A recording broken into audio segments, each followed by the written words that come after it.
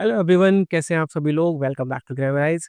हम लोग नाउन पढ़ रहे थे और नाउन में हम देख रहे थे उसकी ग्रामेटिकल कैटेगरी केस, जिसमें हमने देखा कि तीन तरह की ग्रामेटिकल कैटेगरी केस के अंदर जो होती हैं। पहली होती है नॉमिनेटिव केस, दूसरा होता है ऑब्जेक्टिव केस और तीसरा होता है पजेसिव केस या जेनेटिव केस। तो हमने बेसिक बेसिक समझ लिया था। आज हम जो पजेसिव या जेनेटिव केस है उसके बारे में कुछ और चीज़ें देखते हैं। चलिए हेडिंग डालते हैं, पजेसिव या generative case.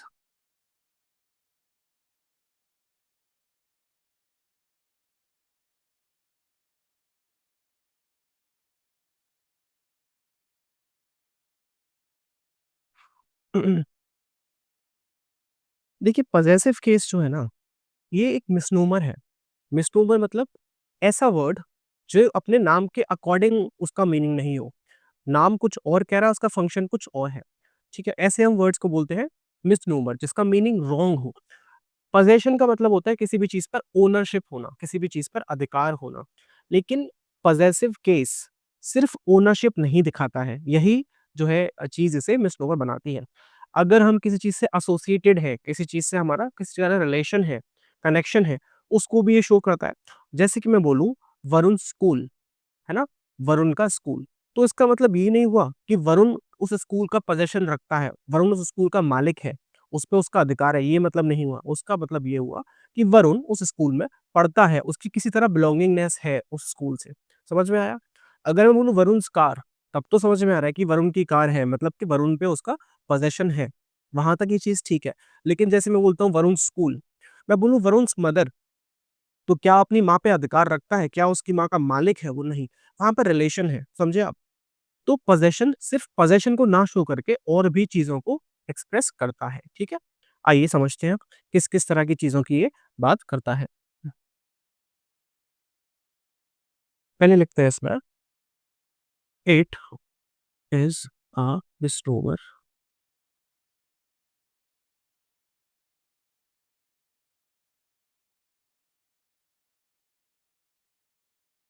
It is not a misnomer because it does not only shows पोज़ेशन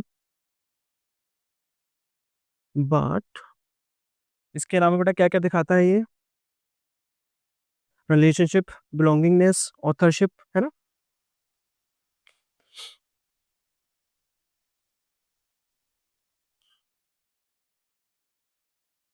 जैसे कि अभी मदर वाला एग्ज़ाम्पल लिया तो क्या हो गया? रिलेशनशिप हो गया। ओरिजिन किसी चीज़ का जहाँ से होता है ना, बिलॉन्गिंगनेस मतलब अपनापन, ठीक है? ऑथरशिप मतलब कि एज़ अ राइटर मैं कुछ काम करूँ, है ना? जैसे बोलते हैं ना कि शेक्सपियर्स वर्क, है ना? शेक्सपियर्स हैमलेट, तो शेक्सपियर का वर्क है वो, ठीक है? उसके लिटरेरी वर्क के लिए वो चीज़ यूज़ में ली जा रही है। या फिर हमारा ड्यूरेशन जो होता है टाइम का, है ना? ऐसी चीज़ें यूनिट जो होती है टाइम के, डिस्टेंस के, उनके लिए भी ये चीज़ काम में आती है, ठीक है? इसके एग्ज़ाम्पल देख सकते हैं हम, जैसे कि मैंने लिखा वरुण's कार, वरुण's स्कूल, वरुण's मदर, ठीक है? वरुण's लव, अब ये फीलिंग के लिए भी आ रहा है ना? और फिर एक एग्ज़ाम्पल ले लेते हैं, शेक्सपियर का ले लेते हैं। Shakespeare's Hamlet. हैमलेट क्या है बेटा, जिन बच्चों को नहीं पता है, शेक्सपियर ने एक नॉवल लिखी है, बहुत ही फेमस नॉवल है और इस पर शाहिद कपूर की एक मूवी भी आई थी, हैदर नाम से, ठीक है? एक ट्रेजेडी है उसकी, तो शेक्सपियर्स हैमलेट,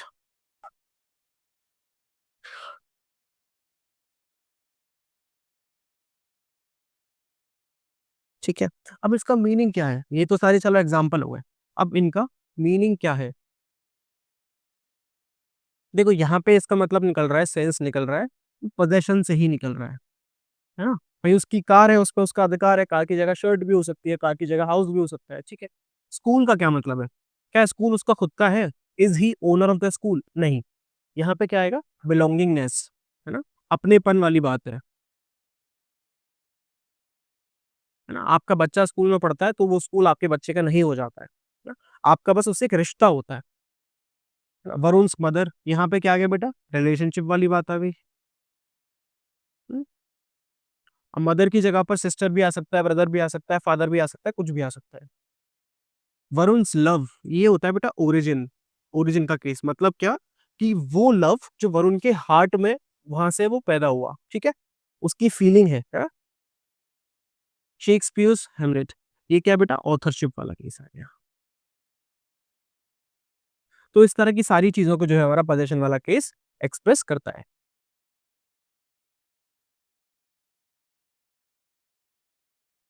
अब बात ये आती है कि फॉर्मेशन कैसे होता है पॉजेसिव केस का? अगर हमें पॉजेसिव केस बनाना है, तो किस तरह बनाएँगे? ध्यान रखिए, पॉजेसिव केस अलग चीज़ है और पोजेशन शो कैसे करना है, उसके तरीके अलग हैं, है ना? अभी उस पे बात करेंगे। ये आप पहले नोट कर लीजिए।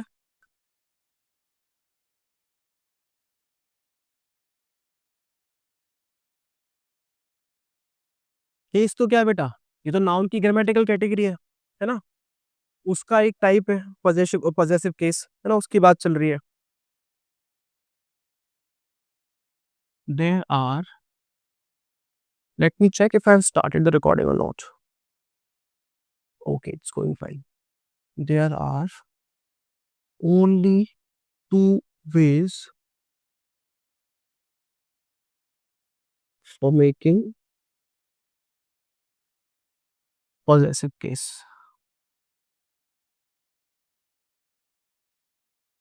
दो ही तरीके हैं। पहले तरीके की बात करते हैं। नाउन में हम नाउन में क्या ऐड कर देंगे? अपोस्ट्रोफी एस, ठीक है? ये बता ही चुका हूँ।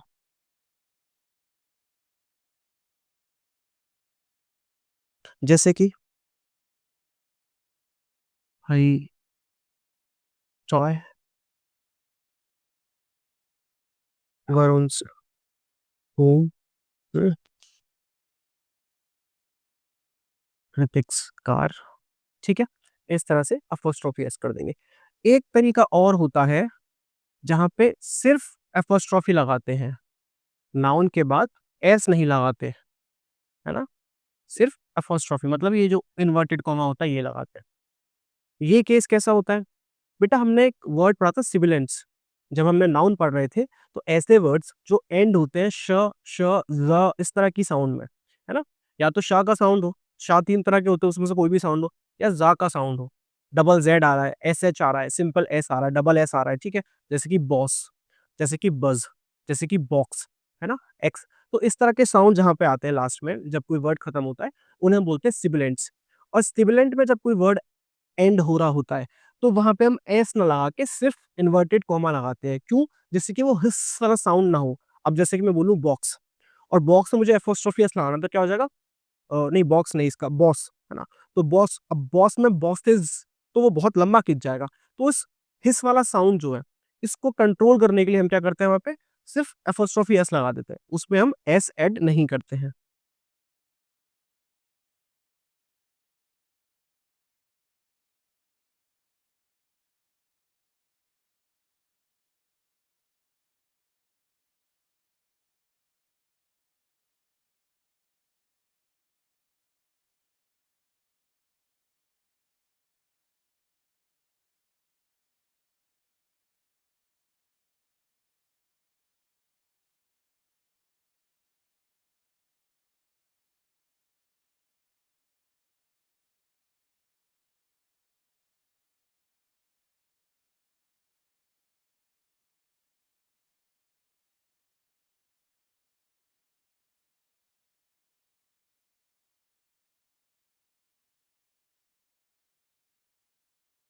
अच्छा, ये जो मैंने वर्ड्स लिखे हैं एस, डबल एस, ज़ेड, इनको हम क्या बोलते हैं?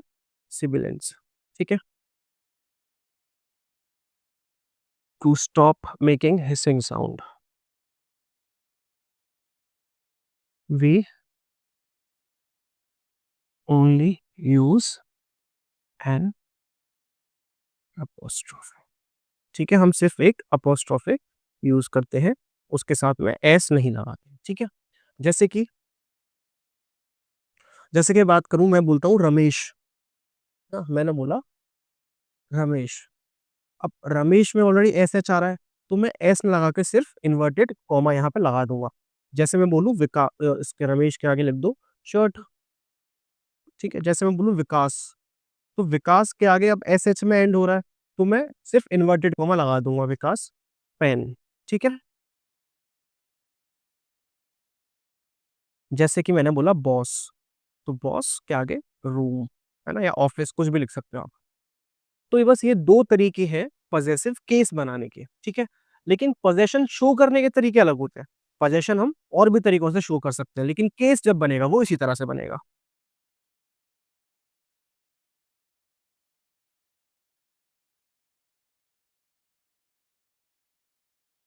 चलिए इसको हम रब कर लेते हैं।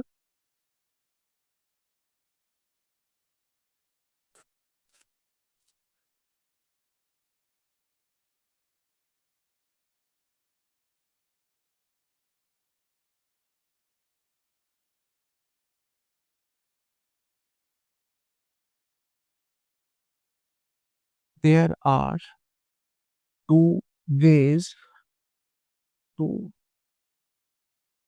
Express possession. अगर हमें किसी चीज का पोजेशन दिखाना है तो उसके दो तरीके हैं, वो केस वाली बात थी। ठीक है, possession in English language.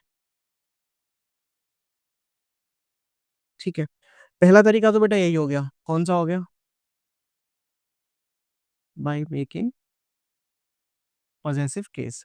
Possessive case बना दो अब, है ना। पॉजेसिव केस मार्कर जो था अपना, उससे बाय मेकिंग पॉजेसिव केस। अब पॉजेसिव केस कैसे बनता है? एपोस्ट्रोफी एस लगा के बनता है। दूसरा होता है by using preposition of. Of preposition का यूज करके। एक तरीका तो हमने ऊपर जान ही लिया, इसके तो बहुत एग्जांपल देख लिया अपन ने। एक दूसरा तरीका होता है जहां पर हम ऑफ प्रेपोजिशन का यूज करके पोजेशन को एक्सप्रेस करते हैं। अब कैसे करते हैं उसके कुछ एग्जांपल्स देख लेते हैं।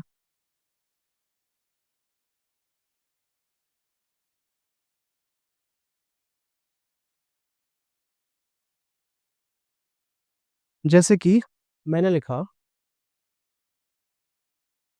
वरुण्स शर्ट। अब इसका मतलब क्या है कि वरुण की शर्ट। लेकिन अगर मैं यहीं पे लिखूं द शर्ट ऑफ वरुण, अब यहां पे भी मतलब क्या है कि वरुण की शर्ट। दोनों चीजें मीनिंग सेम एक्सप्रेस कर रही है, लेकिन दोनों की फॉर्म जो है वो बदल गई है। ठीक है, अब यहाँ पे इनका केस भी बदल गया। ये तो सबको पता है बेटा कैसा केस बन रहा है, पॉजेसिव केस बन रहा है। क्यों बन रहा है? क्योंकि पॉजेसिव मार्कर है। पॉजेसिव मार्कर है कि नहीं है भाई? एपोस्ट्रोफी एस लग रहा है। ठीक है, यहाँ पे क्या हो रहा है बेटा, ये क्या है, प्रेपोजिशन है कि नहीं? ऑफ। और प्रेपोजिशन के बाद ऑब्जेक्ट लेता है प्रेपोजिशन अपना, तो ये कैसा हो गया, ऑब्जेक्टिव केस हुआ कि नहीं? ऑब्जेक्टिव केस हुआ कि नहीं? नहीं समझे बेटा? ऑफ प्रेपोजिशन है, और अपने बाद प्रेपोजिशन क्या लेता है, ऑब्जेक्ट लेता है। अपने जस्ट बाद में प्रेपोजिशन क्या लेता है, ऑब्जेक्ट लेता है। जैसे कि इन दिल्ली, कल मैंने एक एग्जांपल बताया था। ठीक है, तो ऐसे ही ऑफ वरुण, है ना, ऑन टेबल, ये सारे क्या है, ऑब्जेक्ट है प्रेपोजिशन के। तो इसने इसका ऑब्जेक्ट लिया, तो केस तो ये ऑब्जेक्टिव बना, लेकिन सेंस क्या है इसका, एक्सप्रेस पोजेशन कर रहा है ये। यहाँ पे इसको लिख देता हूँ नोट डाल के मैं।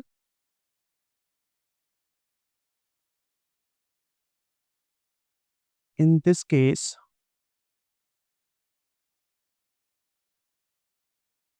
द नाउन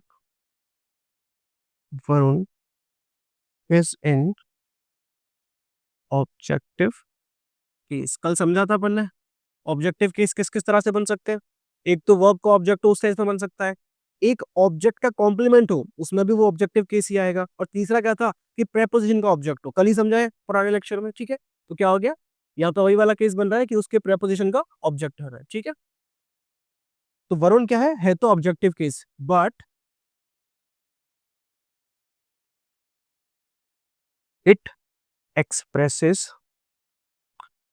और gives the sense of possession. लेकिन क्या करता है ये, सेंस ऑफ पोजेशन करता है।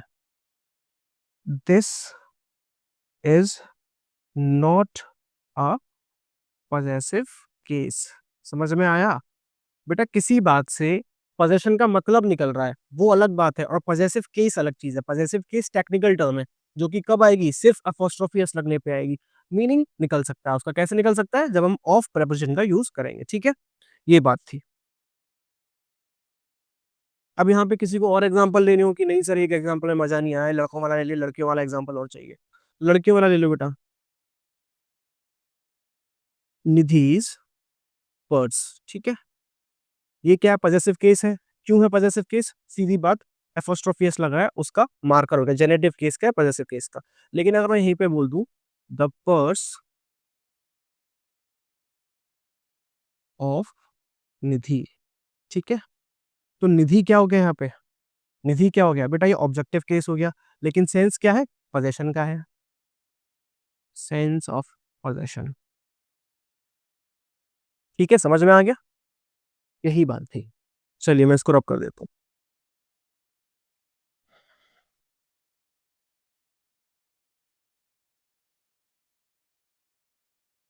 अच्छा, ये दो तरीके हैं ना अपने, भाई दो तरीके सीखे अपन ने पोजेशन एक्सप्रेस करने के। ये दोनों तरीके काम आ जाते हैं कब, जब हमारा जो नाउन है या तो वो मैस्कुलिन है, या वो फेमिनिन है, या वो कॉमन है।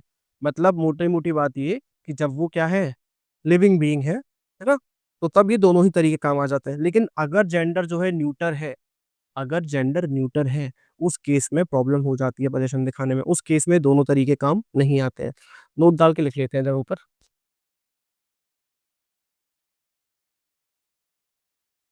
Both of the above ways can be used to show possession if the noun has masculine, feminine, common gender. Common. If the noun belongs to, if the noun belongs to masculine, feminine और common gender, अगर noun in तीनों में से किसी एक को belong कर रहा है तो ऊपर वाले दोनों तरीके लग जाएंगे। मैंने अभी बताई थी एग्जांपल, निधि का भी ले लिया और वरुण का भी ले लिया। ठीक है, अब आता है कि लगेगा कहाँ पे नहीं, दोनों तरीके कहाँ पर नहीं वैलिड होंगे। जब जेंडर न्यूटर होगा, जब जेंडर न्यूटर होगा तो पजेसिव केस मार्कर जो अभी लगा रहे थे अपन एपोस्ट्रोफी एस, वो वैलिड नहीं होगा। फिर वहां पे एक ही तरीका काम आएगा, कौन सा वाला तरीका, ऑफ लगाने वाला तरीका। ठीक है,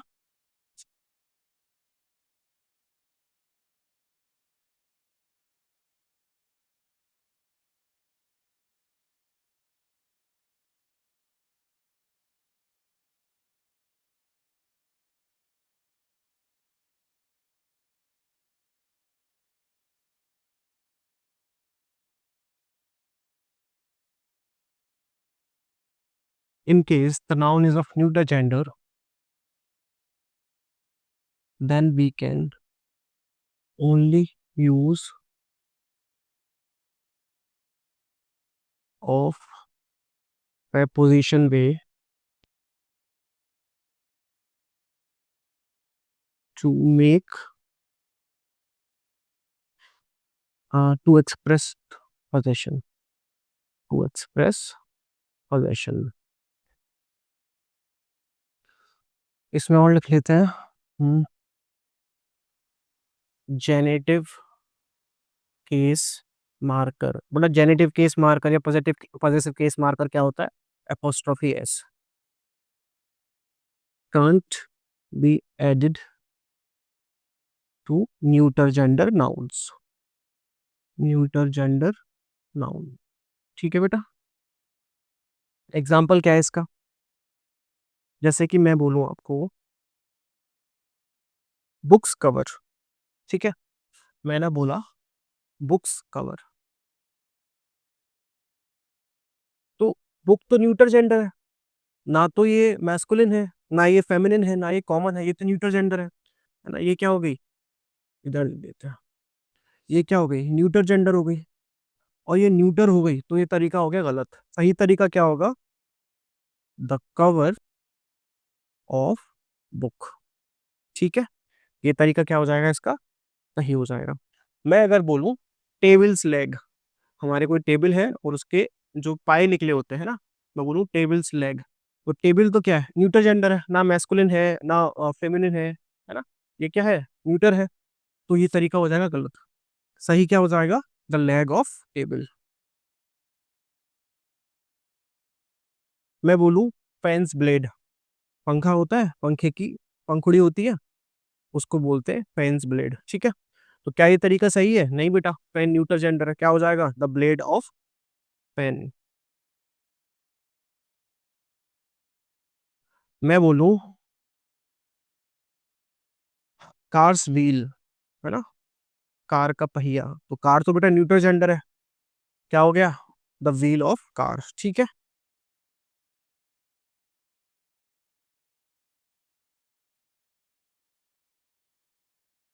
चलिए, नोट करिए।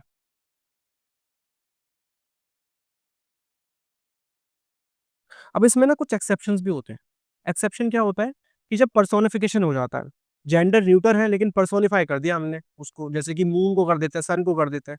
अब जब पर्सोनिफाई हो गया तो या तो मैस्कुलिन की तरह बिहेव करेगा या फेमिनिन की तरह बिहेव करेगा। मैं पहले बता चुका हूँ इसका एग्जांपल लेके। ऐसे केस में फिर क्या होता है, तब हम उसका जो एपोस्ट्रोफी एस लगा के जेनेटिव केस है, तब उसका वो बन जाता है, क्योंकि वो बिहेव कर रहा है मैस्कुलिन नाम की तरह, फेमिनिन नाम की तरह। ठीक है,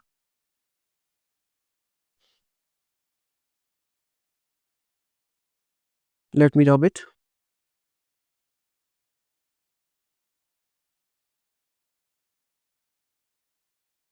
अब देख लेते हैं इसके कुछ एक्सेप्शंस।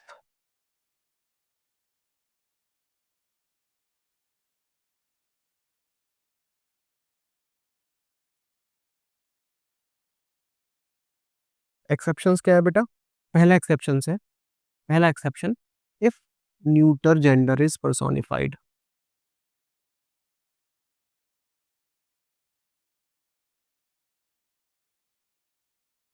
अगर न्यूटर जेंडर को पर्सोनिफाई कर दिया गया है, कैसे कर सकते हैं पर्सोनिफाई? मैं बोलूं मून्स फेस, ठीक है बेटा? अब मून को कैसे यूज कर रहे हैं हम? एज अ पर्सन यूज कर रहे हैं, है ना? इसको फेमिनिन जेंडर में या मैस्कुलिन जेंडर में यूज कर रहे हैं। Death,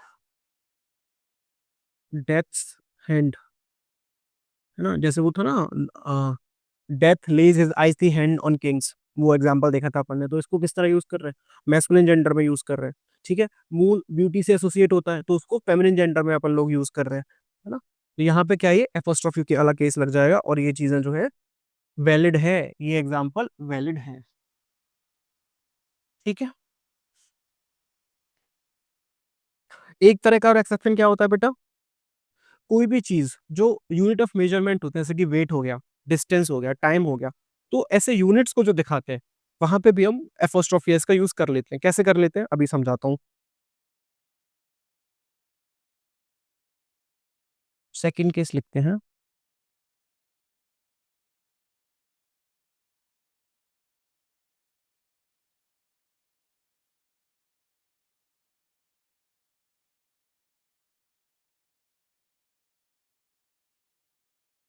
the nouns expressing units of weight, time, duration, time और ड्यूरेशन एक ही बात हो गई, डिस्टेंस एक्सेट्रा,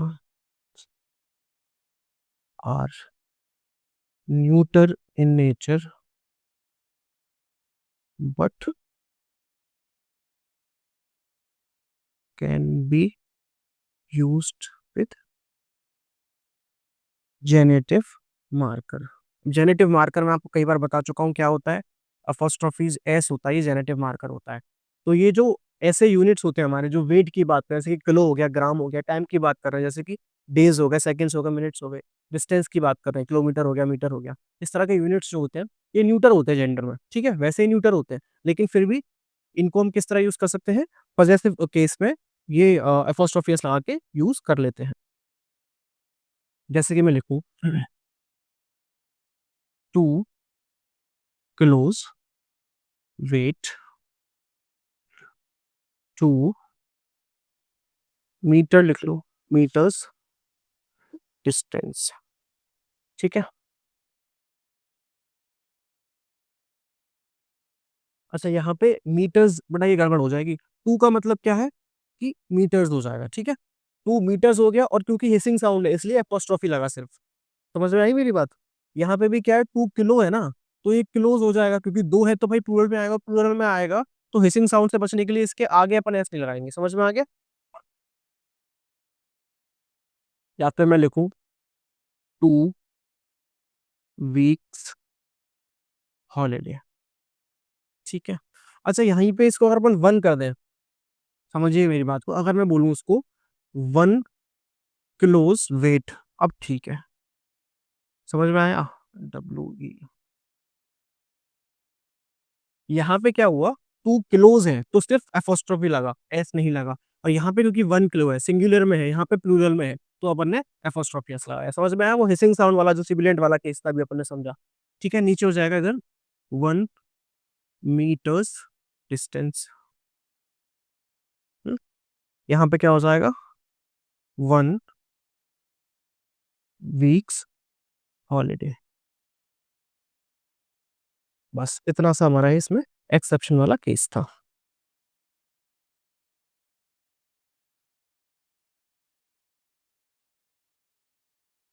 हम्म। इसमें एक छोटा सा एक पॉइंट और रहता है, जब हमारे दो नाउन एंड कंजंक्शन से जुड़ के आ जाए, ठीक है, उस केस में हम किस तरह पोजीशन का एक्सप्रेशन करेंगे वो और समझ लेते हैं।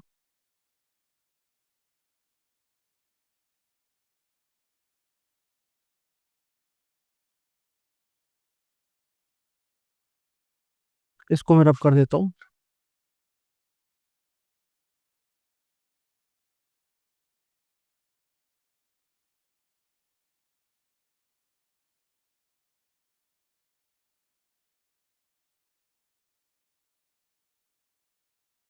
हेडिंग डालते हैं possessive case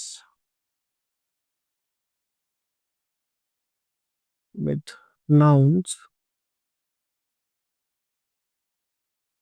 added by conjunction and. ठीक है, जब एंड कंजंक्शन से जोड़कर कोई हमारे दो नाउन्स आ जाए तो उनका पॉजेसिव केस कैसे बनेगा। देखिए, इसमें क्या है, जब वो दोनों नाउन किसी पार्टनरशिप का, है ना, या कनेक्शन का, कोलैबोरेशन का सेंस दे रहे हो, तब तो अकेले दोनों के बाद में एक जगह पे अपोस्ट्रोफी एस लगेगा। लेकिन अगर वो सेग्रीगेशन का, अलग अलग सेपरेट होने का सेंस दे रहे हो, तो दोनों के आगे अलग अलग जो है अपोस्ट्रोफी एस लगेगा। अब आपको समझ में नहीं आया मैंने अभी क्या बोला, तो उसको एग्जाम्पल के थ्रू देखते हैं, तब आप इसको अच्छे से समझ पाएंगे।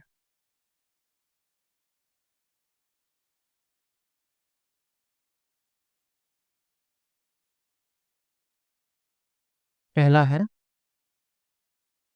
कॉम्बिनेटरी सेंस। कॉम्बिनेटरी सेंस का मतलब क्या है, कोलैबोरेशन जहां पे हो रहा है ना, या पार्टनरशिप जहां पे हो रही है। यहाँ पे क्या होगा, नाउन वन है, बीच में एंड कंजंक्शन है, नाउन टू है, ठीक है, इसके बाद में लगेगा एपोस्ट्रोफी एस। समझ में आया? नाउन वन है और यहाँ पे नाउन टू है, इसके बाद में लगेगा एपोस्ट्रोफी एस। ठीक है। अब इसको आप लोग ऐसे भी कर सकते हो कि यहाँ पे ब्रैकेट लगा दें कि दोनों के बाद में लग रहा है। ये क्या लग रहा है, ये दोनों के बाद में लग रहा है, ऐसा नहीं है कि पीछे वाले नाउन पे लग रहा है, ये दोनों के बाद में है। लगेगा हालांकि पीछे वाले नाउन पे ही, लगेगा पीछे वाले नाउन पे, इसीलिए आपको कंफ्यूजन होगा, लेकिन इसका सेंस होगा कि ये दोनों N1 एंड N2 के पीछे लग रहा है। लेकिन जहां पे ये सेंस देगा किसका, सेपरेशन का, जहां पे सेंस देगा सेग्रीगेटरी सेंस। ठीक है, अभी एग्जांपल देंगे, देखेंगे, फिर आपको सब क्लियर हो जाएगा। जहां पे सेंस किसका होगा, सेपरेशन का सेंस होगा। ठीक है, वहां पे क्या होगा बेटा, N1 के बाद में अलग ऐसा आएगा, और फिर N2 के बाद में अलग एपोस्ट्रोफेस आएगा। ठीक है, अब इसका एग्जांपल देख के अभी समझते हैं।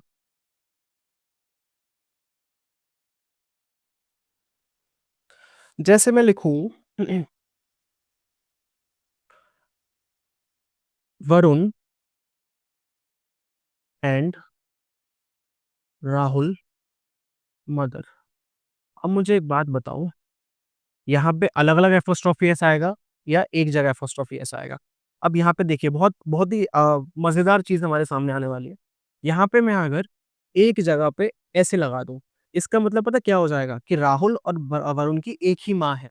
मतलब क्या कि दोनों भाई-भाई हैं। इसका मतलब क्या हो जाएगा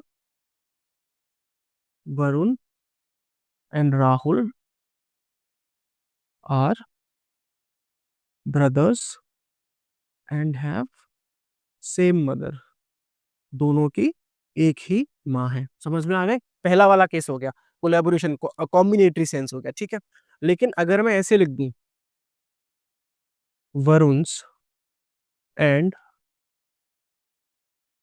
राहुल्स मदर। अब यहाँ पे पहली बात तो मदर नहीं आएगा, भाई दोनों का अलग-अलग हो गया, सेग्रीगेटरी सेपरेशन वाला सेंस। इसकी अलग है, इसकी अलग है, तो यहाँ पे मदर्स हो जाएगा। भाई एक मदर नहीं रही ना, अब 2 मदर हो गई और यहाँ पे केस कैसा बन जाएगा फिर ये अंडरस्टैंडिंग इसकी क्या होगी? Varun and Rahul are not brothers, they have different mother's.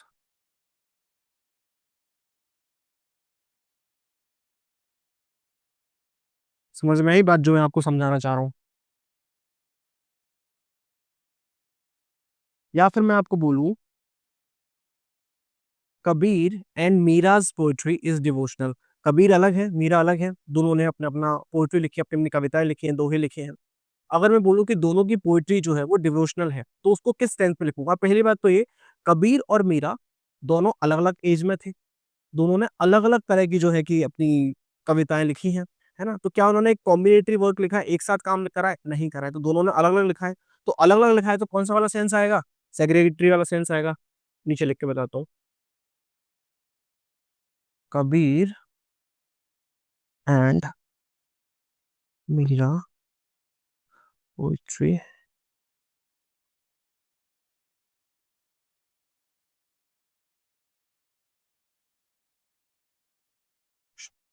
अब मुझे बताओ कि बेटा इसमें इज़ आएगा या आर आएगा? अभी मैंने आपको समझा ही दिया।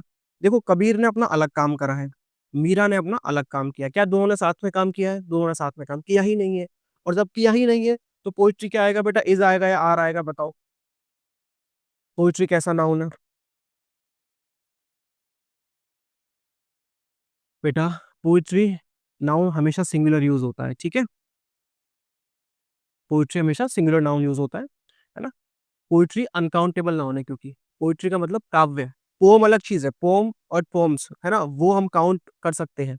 उसका प्लुरल हो सकता है, पोएट्री का प्लुरल नहीं होता, इसीलिए आएगा तो क्या इसके लिए वर्ब तो सिमिलर लगेगी, लेकिन यहाँ पे क्या हो जाएगा? कबीर्स एंड मीरास, क्योंकि दोनों का सेंस कैसा है? सेपरेशन वाला सेंस है। दोनों ने अलग-अलग अपना काम किया है, एक साथ काम नहीं किया है। अच्छा, एक हमारी बुक है जो लिटरेचर वाले बच्चे हैं वो जानते होंगे, लिरिकल बैलेड्स। लिरिकल बैलेड्स में क्या है बेटा? वर्ड्सवर्थ ने लिखी है और उसने कॉलेज ने लिखी है और दोनों ने साथ में उसमें काम किया है। दोनों ने क्या काम किया? साथ में किया है। जिन्होंने इंग्लिश लिटरेचर पढ़ा है, ग्रेजुएशन लेवल पे, पोस्ट ग्रेजुएशन लेवल पे, उन्हें ये बातें पता होगी। तो वहाँ पे जो चीज़ है ना, वहाँ पे एग्ज़ाम्पल कॉम्बिनेशन, कोलैबोरेशन वाला आ जाएगा। देखिए, मैं आपको लिख के बताता हूँ। वर्ड्सवर्थ, जिन बच्चों को नहीं पता है उनको बता देता हूँ, वर्ड्सवर्थ एक राइटर है ना? और कॉलेज भी एक राइटर है और इन दोनों ने मिलके एक बुक लिखी, जिसका नाम क्या था? लिरिकल बैलेड्स, ठीक है? Lyrical ballads. इन दोनों ने मिलके एक बुक लिखी, ठीक है?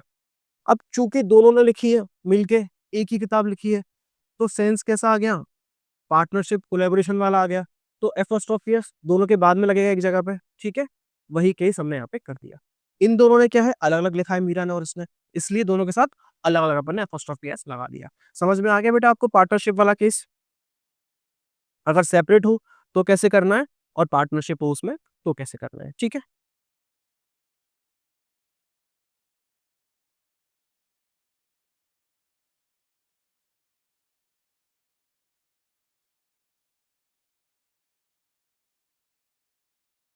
अब हमारा एक लास्ट पॉइंट रह रहा है, हमारे जेनेटिव या पॉसेसिव केस का। इसके साथ ही हमारी पूरे के पूरे नाउन जो हम पढ़ते हुए आ रहे हैं, आई थिंक ये 32nd क्लास है हमारी, 32 क्लासेस से हम 1 महीना भर हो गया अपन को, अपन लोग नाउन पढ़ते आ रहे हैं। उसका आखिरी पॉइंट है, एक सेलिब्रेशन का ये मौका है, चलिए उस आखिरी पॉइंट को और समझते हैं। हमने बहुत डिटेल में नाउन को समझा और मैं थैंकफुल हूँ आप सभी लोगों के पेशेंस के लिए, जिन्होंने इतने पेशेंस से, इतने प्यार से हमारे सारे वीडियोज़ देखे।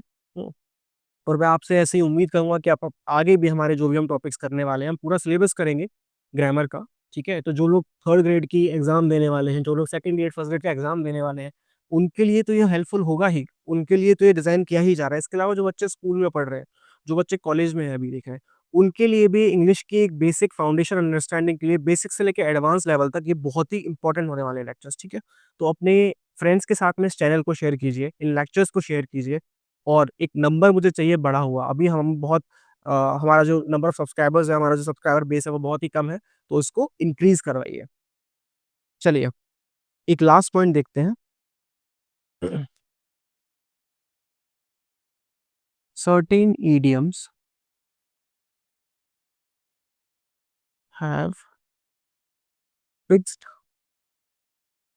genitive case, genitive या possessive case with them। बेटा इडियम का मतलब क्या होता है? हम हिंदी में पढ़ते हैं मुहावरे, ठीक है? तो वही मुहावरे हैं। तो कुछ मुहावरे ऐसे होते हैं जिनके अंदर कि फिक्स्ड है वो पोज़ीशन वाला केस। अब उसमें हम ग्रामर का लॉजिक नहीं लगाते। देखो कहीं भी कोई बहुत फ़ेमस राइटर है, बहुत फ़ेमस लीडर है, ठीक है? वो कुछ ऐसी चीज़ें बोल दें जहाँ में कि ग्रामेटिकली इनकरेक्ट हो जो चीज़ें, जहाँ पे ग्रामेटिकल एरर हो, उसमें हम उसको नहीं मानते। उन्होंने जो कह दिया उसको हम एज़ इट इज़ यूज़ करते हैं। सेम हमारा केस होता है कभी भी इडियम्स होते हैं, फ्रेजेज़ होते हैं। तो उसमें कोई ग्रामेटिकल रूल अगर हम फॉलो नहीं भी कर रहे हैं, ओबे नहीं भी कर रहे हैं, तो उसको हम ग्रामेटिकली इनकरेक्ट नहीं बोलते हैं, उसको माना जाता है ऐसे के तैसे ही। है ना? क्योंकि वो चीज़ें सदियों से चली आ रही हैं, तो अब वो ग्रामर में वो उसको एक तरह से वैलिड मान लिया गया उन गलतियों को भी, ठीक है? तो ऐसे हमारे कुछ इडियम्स हैं। अब जैसे पहला है at stone's throw, at stone's throw. अब आप में से कोई लोग ये बोले सर ये तो पत्थर है और पत्थर के तो न्यूटर जेंडर हो गया इसके साथ में हमने कैसे एस लगा दिया। मैंने क्या बोला इडियम वाला केस है। एट स्टोन्स थ्रो का मतलब होता है बहुत ही पास में, है ना? Very near. मतलब कि हम जब बोलते हैं कि तुम्हारा घर कहाँ पे है, my home is at stone's throw from here, मतलब मेरा घर इतना दूर है यहाँ से कि पत्थर फेंकोगे तो जितना दूर पत्थर जा सकता है उतना दूर मेरा घर है। अब पत्थर तो कितना दूर जा सकता है, बहुत से बहुत 20 मीटर, 30 मीटर, 40 मीटर, है ना, 50 मीटर। तो ये एक फ्रेज है जिस तरह यूज होता है, ठीक है? इसके अलावा है at fingers end. At fingers end मतलब होता है ना कि अ, उंगलियों पर, टिप्स पर, बोलते हैं ना उसे टिप्स पर अपनी चीजें याद है ना? उसे सारी इन्फॉर्मेशन कहाँ पे, एट फिंगर्स एंड, मतलब बहुत ही तुरंत ही वो कोई भी इन्फॉर्मेशन आपको लाकर दे देगा, ठीक है? तो इस तरह की चीजें इसमें भी फिंगर्स के साथ में अपोस्ट्रोफी एस आता है। एक फिर तीसरा इडियम होता है एट विट्स एंड। विट का मतलब होता है बेटा बुद्धि। एट विट्स एंड मतलब जहाँ पर हमारा दिमाग काम करना बंद कर दे, जहाँ पर हमारी बुद्धि काम में ना आए। जब ऐसा कब होता है? जब हम किसी कंफ्यूजन की स्टेट में होते हैं, जहाँ पर हम कोई डिसीजन नहीं ले पाते हैं, ठीक है? जहाँ पर क्या होता है? स्टेट ऑफ कंफ्यूजन होता है। वहाँ पर हम ये इडियम काम लेते हैं एट विट्स एंड, है ना? बुद्धि के एंड पे, ठीक है? तो वहाँ पर भी अपोस्ट्रोफी एस वाला जो केस है ये चलता है। एक हम बोलते हैं फॉर मर्सी सेक, है ना? फॉर मर्सीज़ सेक। जैसे बोलते हैं ना यार इंसानियत के नाते इसको छोड़ दो, है ना? किसी से हम दया की एक्सपेक्टेशन रखते हैं, ठीक है? Dependent on someone's mercy. जब हम किसी के दया के ऊपर बहुत डिपेंडेंट होते हैं, मर्सी के ऊपर बहुत डिपेंडेंट होते हैं, है ना? जैसे कई बार क्या होता है हम गलती करते हैं और टीचर के पास जाते हैं, तो टीचर दया करके हमें छोड़ देता है कि चलो बच्चा है यार, गलती कर दी, इसको इस बार रहने देते हैं, अगली बार देखेंगे दोबारा शरारत करेगा तो। तो ऐसे केस में हम यूज़ करते हैं फॉर मर्सीज़ सेक, ठीक है?